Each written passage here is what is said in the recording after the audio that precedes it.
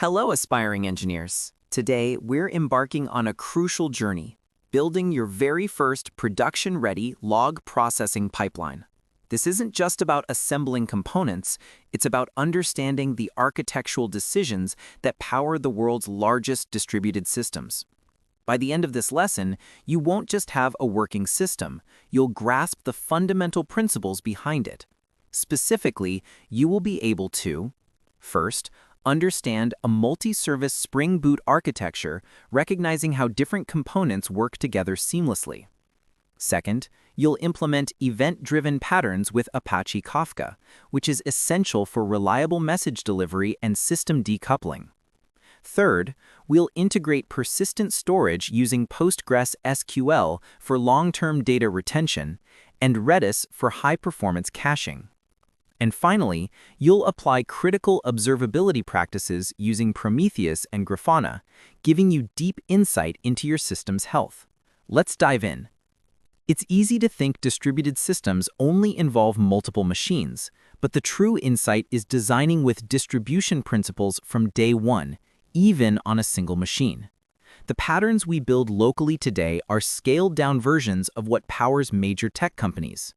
Our pipeline uses event sourcing, where every log event becomes an immutable fact in our system's history, streamed through Kafka. This is a fundamental shift from simple message passing to true event-driven thinking. With Kafka, we gain reliable, decoupled message delivery, ensuring that services don't directly depend on each other. However, this introduces a crucial trade-off: consistency versus availability. By using Kafka's partitioning strategy, we guarantee message ordering within partitions, but we accept eventual consistency across the entire system. This is a conscious design choice, prioritizing the system's ability to remain available and partition-tolerant over immediate global consistency, a decision many large-scale platforms also make. Building resilient systems means proactively addressing failures and optimizing performance.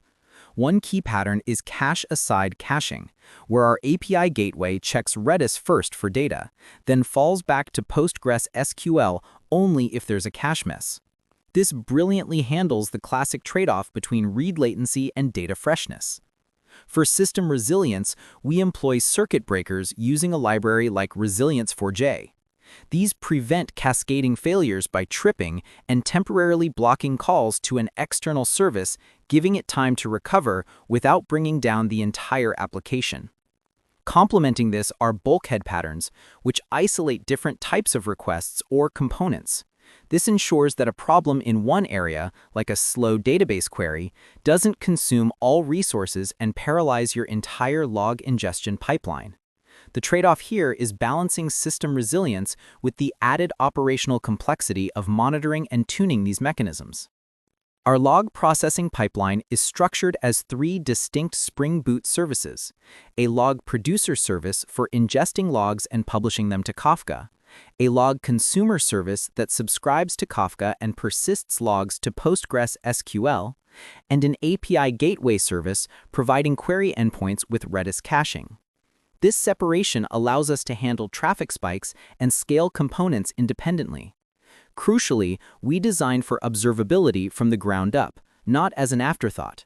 We instrument everything with micrometer metrics and distributed tracing, exposing health checks, custom metrics, and trace context propagation.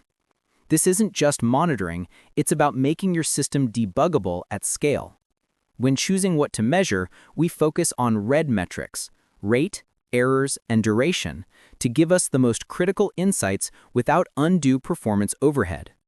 Finally, efficient database connection pooling using Hikari CP ensures that database connections, a finite resource, are managed and shared optimally across concurrent requests, preventing database overload.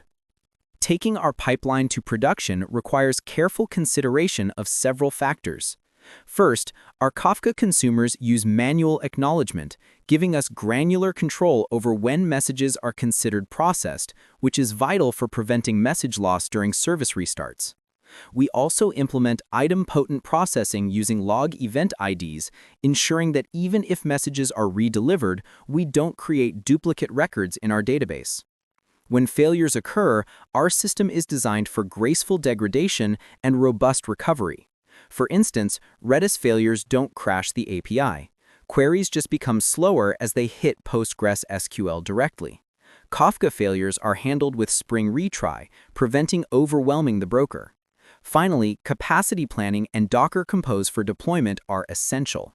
Our Docker Compose configuration includes resource limits and restart policies, mirroring best practices for production deployments. Think of this local system as a microcosm of larger enterprise patterns. The architectural principles remain constant, only the scale and infrastructure complexity change. So by the end of this lesson, you should now be able to understand the core components of a log processing pipeline, how to make it resilient, and how to prepare it for production. Now for your self-assessment. What is one key trade-off you would consider when choosing between immediate consistency and eventual consistency in a distributed log system?